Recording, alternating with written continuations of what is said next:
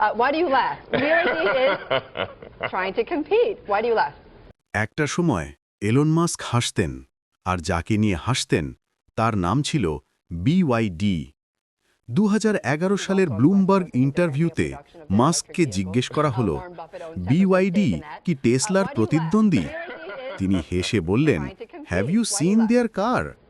মানে, ওদের গাড়ি দেখেছ? খেলনা।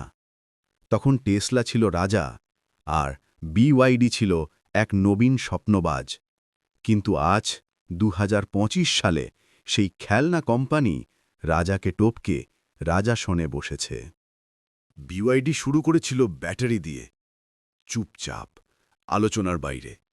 তাদের বিশ্বাস ছিল একটা শব্দে, BYD, অর্থাৎ বিল্ড ইয়োর ড্রিমস।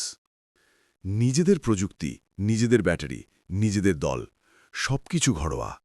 আর ধীরে ধীরে তারা এমন কিছু তৈরি করল যা দেখে হাসতে থাকা লোকেরাও চুপ করে গেল। 2023 সালে প্রথমবারের মতো BYD টেসলাকে বিক্রিতে ছাড়িয়ে যায়। 2024 সালে BYD এর রেভিনিউ $107 বিলিয়ন, আর টেসলার 97 বিলিয়ন। 2025 সালে BYD বিক্রি করেছে টেসলার চেয়ে 3,90,000 বেশি ইলেকট্রিক গাড়ি। ইউরোপে BYDর সেলস বেড়েছে 250%, আর টেসলার কমেছে 32%। হাসিটা এবার কোথায় গেল মিস্টার মাস্ক? টেসলা একসময় ছিল উদ্ভাবনের প্রতীক, কিন্তু এখন টেসলা গাড়ি থেকে ইন্ডিকেটর স্টক বাদ দিয়ে ইনোভেশন করছে। গ্রাহকরা বলছে এটা গাড়ি না, এক্সপেরিমেন্ট।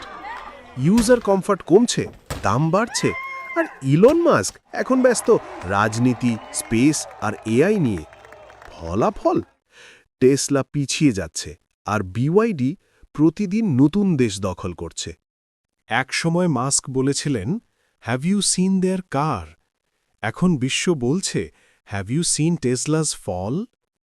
BYD এখন শুধু চীনের কোম্পানি না, এটা এক গ্লোবাল পাওয়ার হাউস। সাশ্রয়ী দাম, নিরাপদ ব্যাটারি আর স্মার্ট ডিজাইন সব মিলিয়ে টেসলার লাক্সারি এখন পুরনো গল্প। এলন মাস্ক নিজেও বলেছেন, চাইনিজ ইভি কোম্পানিগুলো বিশ্বকে ডমিনেট করবে।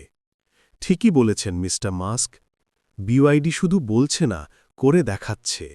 একসময় টেসলা ছিল স্বপ্নের নাম, আজ BYD সেই স্বপ্নকে বাস্তবে রূপ দিয়েছে। অহংকার টেকে না, অধ্যবসায় টেকে। BYD প্রমাণ করেছে, আপনি যদি নিজের স্বপ্নে বিশ্বাস রাখেন, একদিন হাসির বিষয়ও হয়ে যায় ইতিহাসের পাঠ্য।